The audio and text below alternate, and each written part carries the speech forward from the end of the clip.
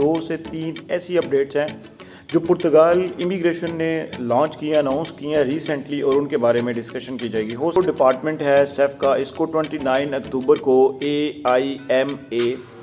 Hand over ले लेगी, इससे कंट्रोल में ले लेगी। सर जो AIMA है, A stand for agency, I stand for integration and M stand for migration and again A stand for asylum. Government है उसकी तरफ से उनका जो पार्लियामेंट्री अफेयर्स का डिपार्टमेंट है, मिनिस्ट्री ऑफ पार्लियामेंट्री अफेयर्स का डिपार्टमेंट है, उसने अनाउंस किया था, उसने क्लियरली बताया था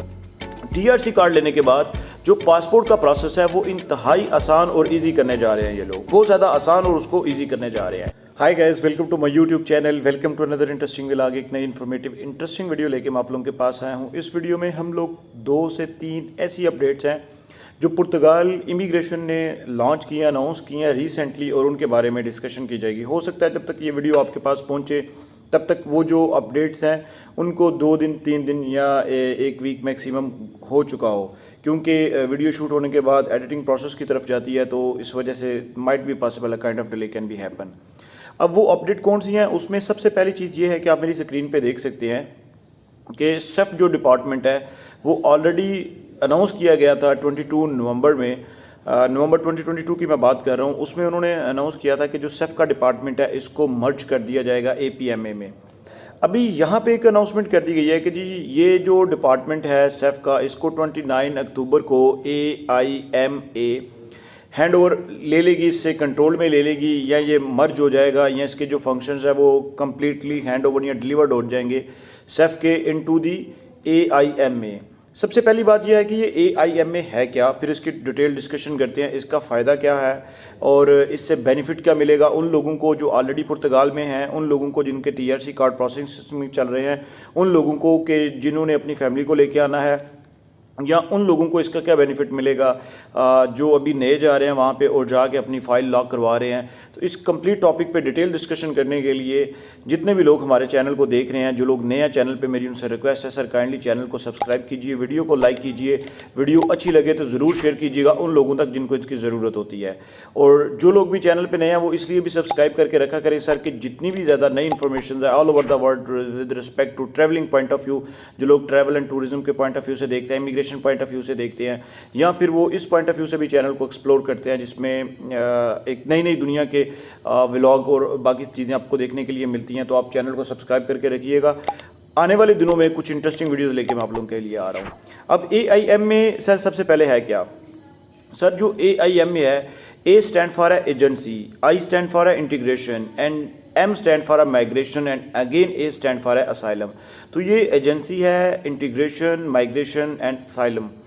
अब इसके फंक्शंस क्या हैं या क्या होंगे आने वाले दिनों में? तो जो सेफ एक काम कर रही है ना, सबसे पहला सेफ काम कर रही है एडमिनिस्ट्रेटिव फंक्शन के ऊपर, जो एक एडमिनिस्ट्रेटिव फंक्शंस होते हैं, जिसमें एडमिनिस्ट्रेटिव फंक्शंस में सबसे पहला माइग्रेशन से रिलेटेड और जो फंक्शन है वो ये है कि जो लोग भी माइग्रेट करके पुर्तगाल में आते हैं और उनके बाद उनका जो एक फ़ाइल लॉक का प्रोसेस होता है, जिसमें फ़ाइल लॉक प्रोसेस में NIF number, NIS number, social security number और बाकी के जो फंक्शंस है, ये माइग्रेशन से रिलेटेड चीज़ें होती हैं जिसमें वो आके इसको करते हैं।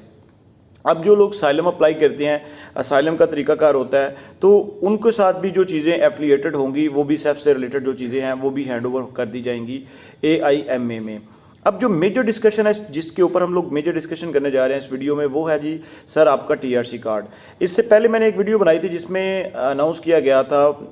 जो पुर्तगाल की गवर्नमेंट है उसकी तरफ से उनका जो पार्लियामेंट्री अफेयर्स का डिपार्टमेंट है, मिनिस्ट्री ऑफ पार्लियामेंट्री अफेयर्स का डिपार्टमेंट है, उसने अनाउंस किया था, उसने क्लियरली बताया था कि 1,70,000 लोगों को as soon as possible clear कर दिया जाएगा with the record of documentation. अब वो ये जो चीज़ थी with the record of documentation उनको क्लियर कर दिया जाएगा।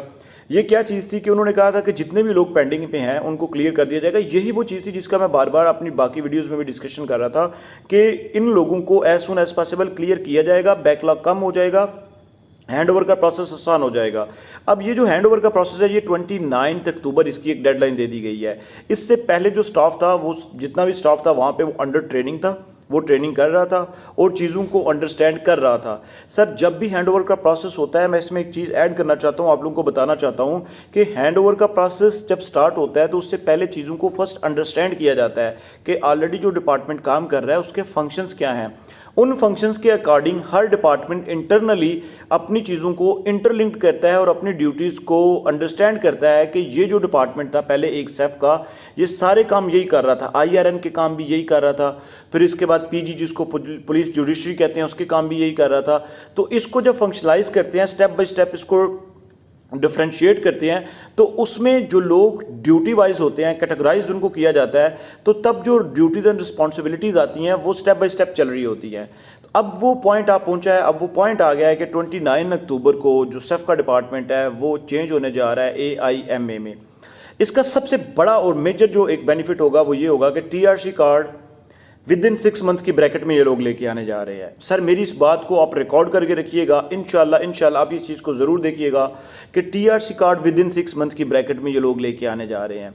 विद इन 6 मंथ ही था पहले, अगर 2017-16 की बात करते हैं तो ये बाद में कोविड की वजह से बैकलॉग क्रिएट हो गया और ये जो है TRC कार्ड का प्रोसेस पहले 28 मंथ पे 24 मंथ 22 20 मंथ और 18 मंथ पे, अब इस 18 to 16 मंथ की ब्रैकेट पे चल रहा है। पहला तो यह कि TRC कार्ड का प्रोसेस बहुत ज़्यादा फास्ट हो जाएगा। दूसरा आप देखिए कि मैंने स्क्रीन पे शेयर किया हुआ है, आप इस चीज़ को देख सकते हैं कि जो पासपोर्ट है एंड रेजिडेंसी है, इसमें इनका जो एक पर्टिकुलर डिपार्टमेंट है वो इस चीज़ में हेल्प आउट करेगा। जितने भी वहाँ पे सिटीजन्स हैं सर, जो वहाँ पे सिटीजन्स हैं जिनके ऑलरेडी पासपोर्ट, जिनके पास TRC है, जिनके पास पासपोर्ट है, उनको भी डिले हैपन, उनको भी हो रहा था, उनको भी पासपोर्ट जो उन्होंने रिन्यू करवाना था उसमें उनको डिले आ रहा था, रेजिडेंट कार्ड रिन्यू करवाने में डिले आ रहा था, बहुत सारे लोग ऐसे थे। इंटरेस्टिंग चीज़ ये है, इंटरेस्टिंग बात यह है कि वो लोग भी as soon as possible clear कर दिए जाएंगे, उनको भी वहाँ पे बैकलॉग के लिए स्टे करने की या रुकने की, या उन लोगों को भी बैकलॉग की वजह से जो मुश्किलात पेश आ रही थी वो अब नहीं आएंगी, एज सून एज पॉसिबल उनको क्लियर कर दिया जाएगा। थर्ड जो मेजर बेनिफिट आप लोगों को मैं बताने जा रहा हूँ,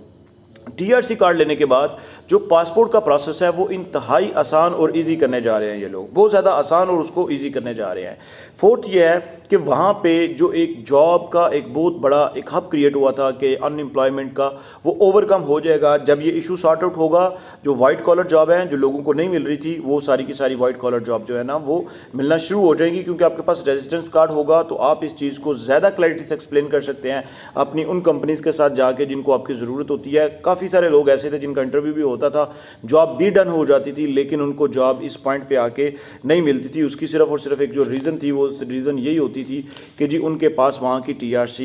अवेलेबल नहीं थी, जिसकी वजह से उनको क्या किया जाता था कि उनको